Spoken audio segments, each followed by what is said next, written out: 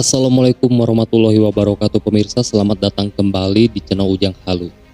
Pada tanggal 4 April 2024, Mahkamah Konstitusi akhirnya memanggil keempat menteri untuk memberi kesaksian atas dugaan adanya penyaluran bantuan sosial atau bansos yang diisukan merupakan bagian dari strategi untuk memenangkan paslon 02 di pemilu 2024. Dan nama Presiden Jokowi pun ikut terseret diduga terlibat. Menteri Koordinator Bidang Pembangunan Manusia dan Kebudayaan Muhadjir Effendi, Menteri Keuangan Sri Mulyani Indrawati, Menteri Sosial Tri Risma Harini, dan Menteri Koordinator Bidang Perekonomian Airlangga Hartarto. Akhirnya keempat menteri ini dihadirkan di sidang MK untuk memberi kesaksian mengenai isu bansos ini. Namun mengejutkannya, ada momen ketika Wakil Ketua Mahkamah Konstitusi Bapak Saldi Isra memberi pertanyaan mengenai kunjungan Presiden yang lebih sering ke Jawa Tengah. Dengan tegas, Sri Mulyani selaku Menteri Keuangan menjawab pertanyaan tersebut dan bersaksi perihal kunjungan Presiden yang lebih sering melakukan kunjungan ke Jawa Tengah.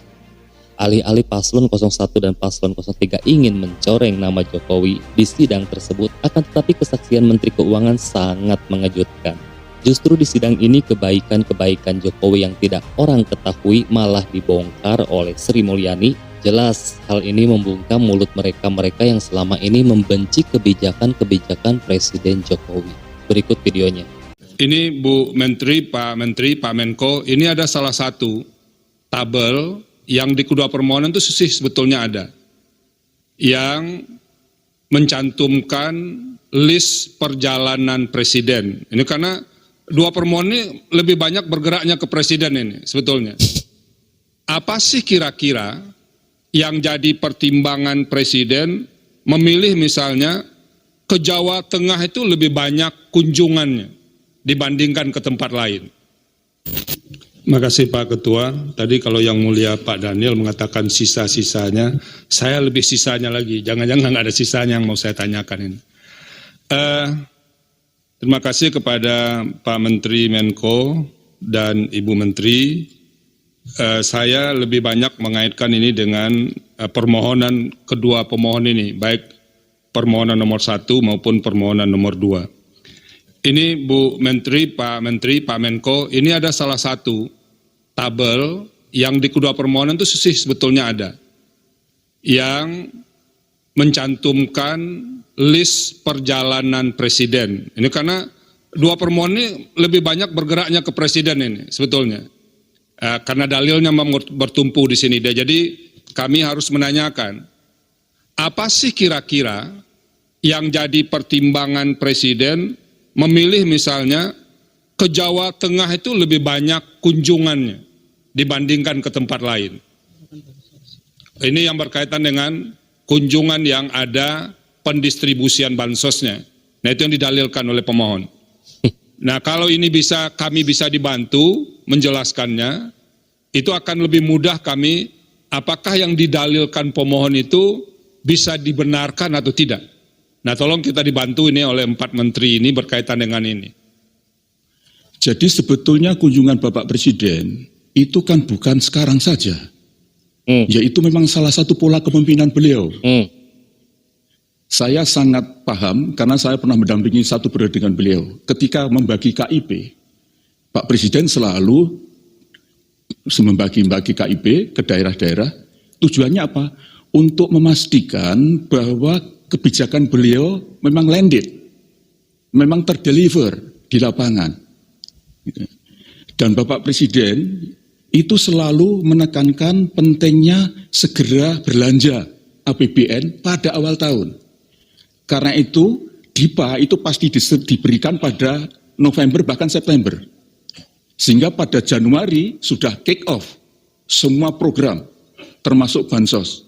Dan disitulah Presiden turun ke lapangan untuk melakukan pemantauan, mengecek apa betul semuanya sudah terdeliver. Sekaligus untuk mendapatkan feedback, umpan balik dari yang dijadikan sasaran dari bansos itu. Karena itu sering mesti kita undang, kita kumpulkan mereka, misalnya sampai 1.000 orang, untuk ketemu dengan beliau, untuk melakukan dialog. Nah, itu sebetulnya simbolik saja. Taruhlah beliau berkunjung 100 titik, Bapak. Kemudian beliau akan membagi PKH. PKH itu 10 juta keluarga penerima manfaat. Kalau 40 titik, itu taruhlah 2.000. 1 titik. Berapa? Kan hanya 800.000. Masa 800.000 kunjungan beliau bisa mempengaruhi seluruh Indonesia? Saya tidak tahu, saya belum memiliki angka-angka yang jelas. Tetapi begini, sepanjang yang saya tahu, Bapak Presiden kalau berkunjung ke lapangan, itu tidak hanya 1 titik, bisa sampai 5 titik. Dan sekarang ini adalah tahun akhir kepemimpinan beliau. Beliau pasti ingin memastikan bahwa proyek-proyek strategis sekarang ini sudah tuntas. Beliau betul-betul wanti-wanti tidak boleh meninggalkan proyek mangkrak.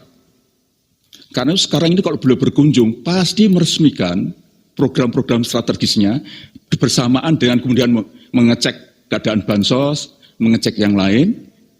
Jadi biasanya lebih dari 5 titik.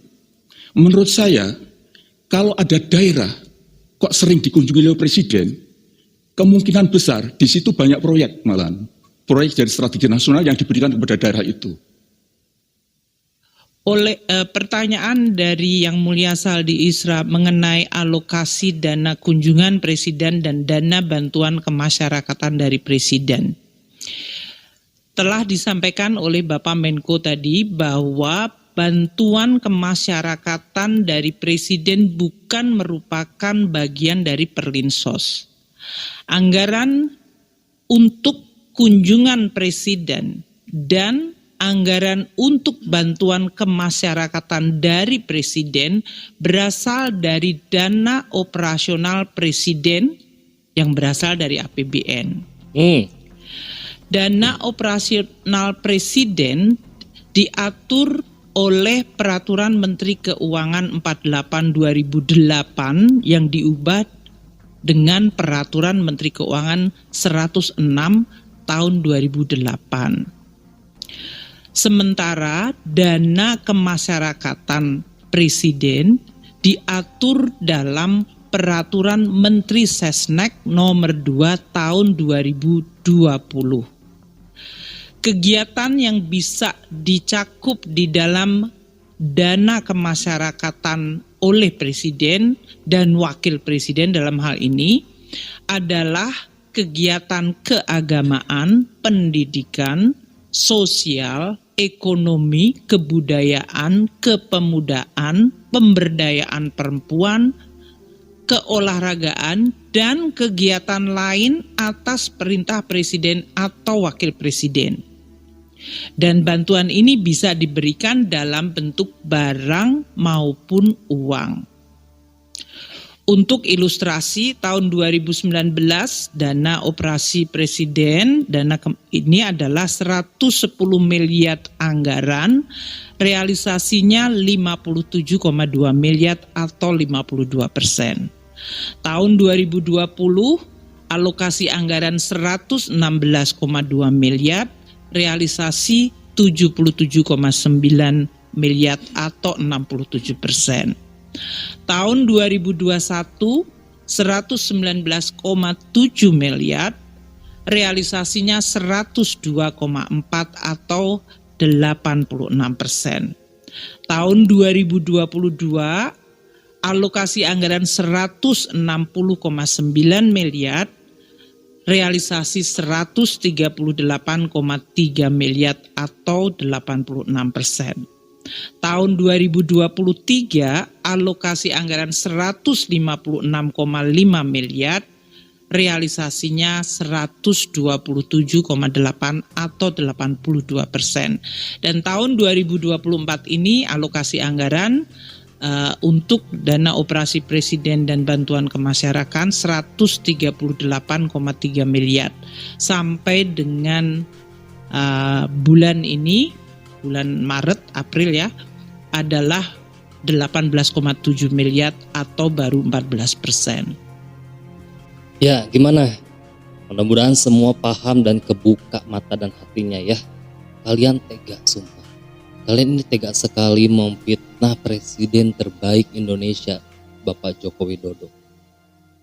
Ini sangat menyakitkan sekali tuduhannya bahwa Sebenarnya bansos itu sedari dulu tuh sudah dilakukan dan sudah dijalankan ya programnya gitu. Kenapa sekarang disangkut pautkan dengan isu bansos inilah strategi untuk memenangkan paslon 02. Sedangkan bansos ini tuh sudah lama sekali berjalan sebelum pemilu, pemirsa.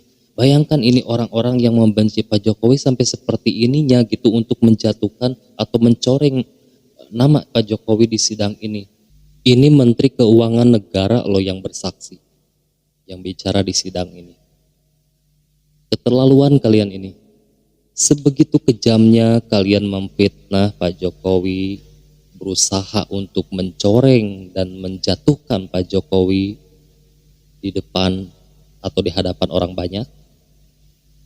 Justru di sini kebaikan-kebaikan Pak Jokowi yang mungkin saja enggak banyak orang tahu, akhirnya dibongkar juga kan oleh para menteri di sini. Janganlah kalian ini mencoba untuk menjatuhkan orang baik. Gak akan bisa. Orang baik itu selalu dilindungi sama Allah.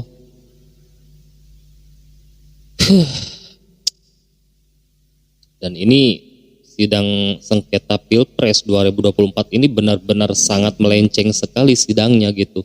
Yang dibahas apa, yang digugat apa gitu kan. Nah, setelah ini apa lagi nih? Menteri sudah didatangkan. Sekarang siapa lagi yang ingin kalian datangkan? Apa presidennya langsung yang akan didatangkan ke sidang ini? Keterlaluan sekali ya. Nah, mungkin sekian pemirsa, terima kasih buat kalian yang sudah menyimak. Semoga kalian dan keluarga selalu diberi kesehatan. Jangan lupa pamit, sampai jumpa lagi di next video.